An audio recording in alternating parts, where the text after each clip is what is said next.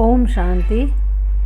अव्यक्त मुरली रिवाइज 4/12/85।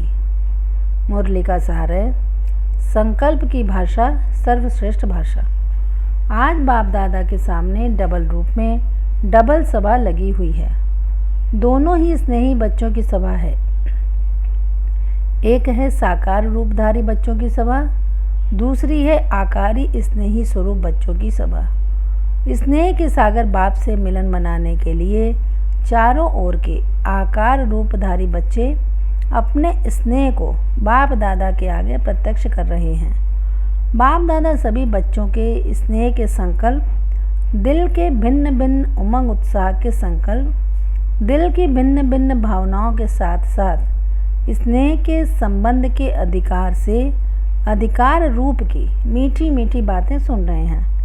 हर एक बच्चा अपने दिल के हालचाल, अपनी भिन्न भिन्न प्रवृत्ति की परिस्थितियों के हालचाल, सेवा के समाचारों का हालचाल नयनों की भाषा से, श्रेष्ठ स्नेह के संकल्पों की भाषा से बाप के आगे स्पष्ट कर रहे हैं।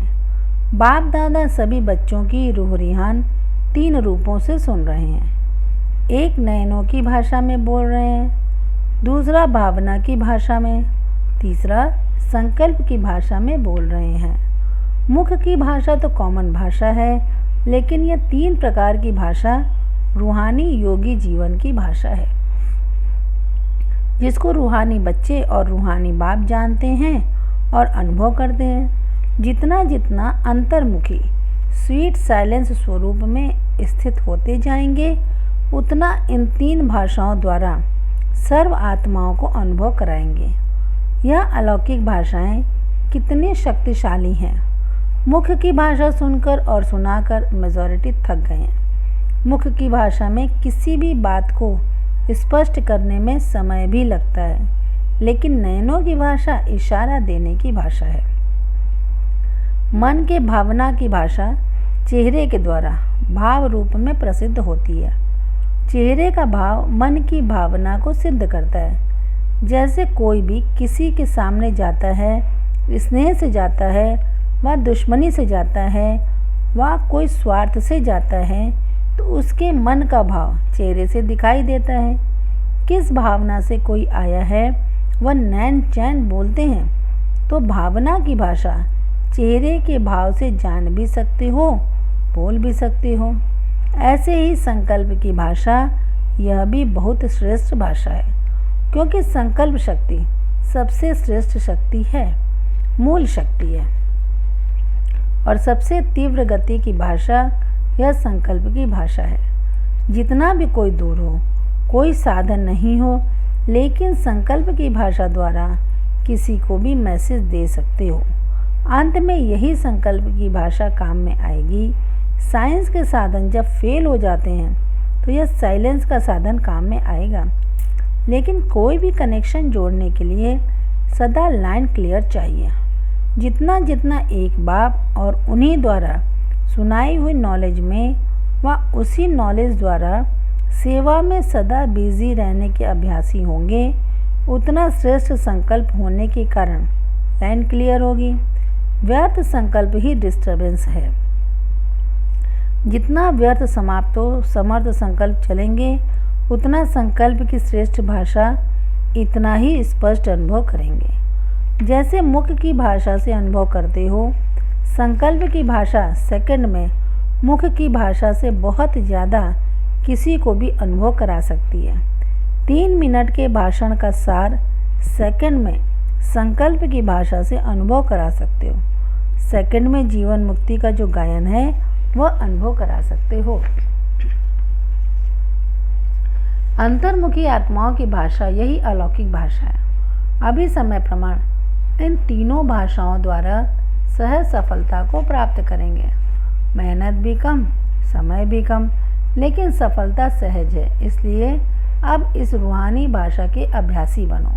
तो आज बाप दादा भी बच्चों की इन तीनों रीति की भाषा सुन रहे हैं और सभी बच्चों को रिस्पॉन्ड दे रहे हैं। सभी के अति स्नेह का स्वरूप बाप दादा देख स्नेह को स्नेह के सागर में समा रहे हैं। सभी की यादों को सदा के लिए यादगार रूप बनने का श्रेष्ठ वरदान दे रहे हैं। सभी के मन के भिन्न भिन्न भाव को जान सभी बच्चों के प्रति सर्व भावों का रिस्पॉन्ड सदा निर्विघ्न भव, समर्थ भव, सर्वशक्ति संपन्न भव की शुभ भावना इस रूप में दे रहे हैं। बाप की शुभ भावना जो भी सब बच्चों की शुभकामनाएं हैं, परिस्थिति प्रमाण सहयोग की भावना है, वह शुभ कामना है। वह सभी शुभकामनाएं बाप दादा की श्रेष्ठ भावना से संपन्न होती ही जाएंगी। चलते चलते कभी कभी कई बच्चों के आगे पुराने हिसाब किताब परीक्षा के रूप में आते हैं, चाहे तन की व्याधि के रूप में व मन के व्यर्थ तूफान के रूप में, चाहे संबंध संपर्क के रूप में आए। जो बहुत समीप सहयोगी होते हैं उनसे भी सहयोग के बजाय हल्के रूप में टक्कर भी हो जाता है। लेकिन यह सभी पुराने खाते, पुराने कर्ज चुकतू हो रहे हैं। इसलिए इस हलचल में न जाकर बुद्धि को शक्तिशाली बनाएंगे तो बुद्धि बल द्वारा यह पुराना कर्ज के बजाय सदा पास होने का फर्ज अनुभव करेंगे। होता क्या है, बुद्धि बल न होने के कारण कर्ज एक बोझ के रूप में अनुभव करते हैं और बोझ होने के कारण बुद्धि द्वारा जो यथार्थ निर्णय होना चाहिए वह नहीं हो सकता और यथार्थ निर्णय न होने के कारण बोझ और ही नीचे से नीचे ले आता है। सफलता की ऊंचाई की ओर जा नहीं सकते, इसलिए चुकतू करने के बजाय कहाँ और भी बढ़ता जाता है। इसलिए पुराने कर्ज को चुकतू करने का साधन है सदा अपनी बुद्धि को क्लियर रखो, बुद्धि में बोझ नहीं रखो। जितना बुद्धि को हल्का रखेंगे उतना बुद्धि बल सफलता को सहज प्राप्त कराएगा। इसलिए घबराओ नहीं। व्यर्थ संकल्प क्यों हुआ, क्या हुआ, शायद ऐसा है, ऐसे बोझ के संकल्प समाप्त कर बुद्धि की लाइन क्लियर रखो, हल्की रखो, तो हिम्मत आपकी, मदद बाप की, सफलता अनुभव होती रहेगी। समझा? डबल लाइट होने के बजाय डबल बोझ ले लेते हैं। एक पिछला हिसाब, दूसरा व्यर्थ संकल्प का बोझ, तो डबल बोझ ऊपर ले जाएगा या नीचे ले जाएगा। इसलिए बाप दादा सभी बच्चों को विशेष अटेंशन दिला रहे हैं कि सदा बुद्धि के बोझ को चुकतू करो। किसी भी प्रकार का बोझ बुद्धि योग के बजाय हिसाब किताब के भोग में बदल जाता है। इसलिए सदा अपनी बुद्धि को हल्का रखो तो योग बल, बुद्धि बल भोग को समाप्त कर देगा। सेवा के भिन्न भिन्न उमंग भी सभी के पहुँचे हैं। जो जितना सच्चे दिल से निस्वार्थ भाव से सेवा कर रहे हैं, ऐसी सच्चे दिल पर सदा साहेब राजी है और उसी राजीपन की निशानी दिल की संतुष्टता और सेवा की सफलता है। जो भी अब तक किया है और कर रहे हैं वह सब अच्छा है। आगे बढ़कर और अच्छे से अच्छा होना ही है। इसलिए चारों ओर के बच्चों को बाप दादा सदा उन्नति को पाते रहो, विधि प्रमाण वृद्धि को पाते रहो। इस वरदान के साथ साथ बाप दादा पदम गुणा याद प्यार दे रहे हैं। हाथ के पत्र या मन के पत्र दोनों का रिस्पांस बाप दादा सभी बच्चों को बधाइयों के साथ दे रहे हैं। श्रेष्ठ पुरुषार्थ श्रेष्ठ जीवन में सदा जीते रहो। ऐसे स्नेह की श्रेष्ठ भावना सहित सर्व को याद प्यार और नमस्ते। बच्चों की तरफ से भी बाबा को नमस्ते नमस्ते नमस्ते। दूसरी मुरली 9-12-85। मुरली का सार है बालक सो मालिक। आज बाप दादा अपनी शक्ति सेना को देख रहे हैं कि यह रूहानी शक्ति सेना मन जीत जगत जीत है। मन जीत अर्थात मन के व्यर्थ संकल्प विकल्प जीत है। ऐसे जीते हुए बच्चे विश्व के राज्य अधिकारी बनते हैं। इसलिए मन जीते जगत जीत गाया हुआ है। जितना इस समय संकल्प शक्ति अर्थात मन को स्व के अधिकार में रखते हो उतना ही विश्व के राज्य के अधिकारी बनते हो। अभी इस समय ईश्वरीय बालक हो और अभी के बालक ही विश्व के मालिक बनेंगे। बिना बालक बनने के मालिक नहीं बन सकते। जो भी हद के मालिकपन के हद का नशा है उसे समाप्त कर हद के मालिकपन से बालकपन में आना है, तब ही बालक सो मालिक बनेंगे। इसलिए भक्ति मार्ग में कोई कितना भी देश का बड़ा मालिक हो, धन का मालिक हो, परिवार का मालिक हो, लेकिन बाप के आगे सब बालक तेरे कहकर ही प्रार्थना करते हैं। मैं फलाना मालिक हूँ ऐसे कभी नहीं कहेंगे। तुम ब्राह्मण बच्चे भी लायक बनते हो, तब ही अभी भी बेफिक्र बादशाह बनते हो और भविष्य में विश्व के मालिक या बादशाह बनते हो। बालक सो मालिक हूँ यह स्मृति सदा निराकारी स्थिति का अनुभव कराती है। बालक बनना अर्थात हद के जीवन का परिवर्तन होना। जब ब्राह्मण बने तो ब्राह्मणपन के जीवन का पहला सहज से सहज पाठ कौन सा पढ़ा? बच्चों ने कहा बाबा और बाप ने कहा बच्चा अर्थात बालक। इस एक शब्द का पाठ नॉलेजफुल बना देता है। बालक या बच्चा यह एक शब्द पढ़ लिया तो सारे इस विश्व की तो क्या, लेकिन तीनों लोगों की नॉलेज पढ़ लिया। आज की दुनिया में कितने भी बड़े नॉलेजफुल हों, लेकिन तीनों लोगों की नॉलेज नहीं जान सकते। इस बात में आप एक शब्द पढ़े हुए के आगे कितना बड़ा नॉलेजफुल भी अनजान है। ऐसे मास्टर नॉलेजफुल कितना सहज बने हो। बाबा और बच्चे इस एक शब्द में सब कुछ समाया हुआ है। जैसे बीज में सारा झाड़ समाया हुआ है, तो बालक अथवा बच्चा बनना अर्थात सदा के लिए माया से बचना। माया से बचे रहो अर्थात हम बच्चे हैं। सदा इस स्मृति में रहो, सदा यही स्मृति रखो, बच्चा बना अर्थात बच गया। यह पाठ मुश्किल है क्या? सहज है ना? फिर भूलते क्यों हो? कई बच्चे ऐसे सोचते हैं कि भूलने चाहते नहीं हैं, लेकिन भूल जाता है। क्यों भूल जाता?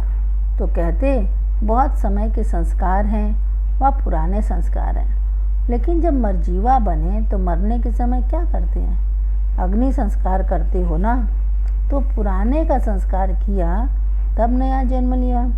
जब संस्कार कर लिया फिर पुराने संस्कार कहाँ से आए? जैसे शरीर का संस्कार करते हो तो नाम रूप समाप्त हो जाता है। अगर नाम भी लेंगे तो कहेंगे फलाना था, है नहीं कहेंगे। तो शरीर का संस्कार होने बाद शरीर समाप्त हो गया। ब्राह्मण जीवन में किसका संस्कार करते हो? शरीर तो वही है, लेकिन पुराने संस्कारों, पुरानी स्मृतियों का, स्वभाव का संस्कार करते हो, तब मरजीवा कहलाते हो। जब संस्कार कर लिया तो पुराने संस्कार कहाँ से आए? अगर संस्कार किया हुआ मनुष्य फिर से आपके सामने आ जावे तो उसको क्या कहेंगे? भूत कहेंगे ना। तो यह भी पुराने संस्कार किए हुए संस्कार अगर जागृत हो जाते तो क्या कहेंगे? यह भी माया के भूत कहेंगे ना। भूतों को भगाया जाता है ना, वर्णन भी नहीं किया जाता है। यह पुराने संस्कार कह करके अपने को धोखा देते हैं। अगर आपको पुरानी बातें अच्छी लगती हैं तो वास्तविक पुराने आदिकाल के संस्कारों को याद करो। यह तो मध्यकाल के संस्कार थे, यह पुराने नहीं हैं।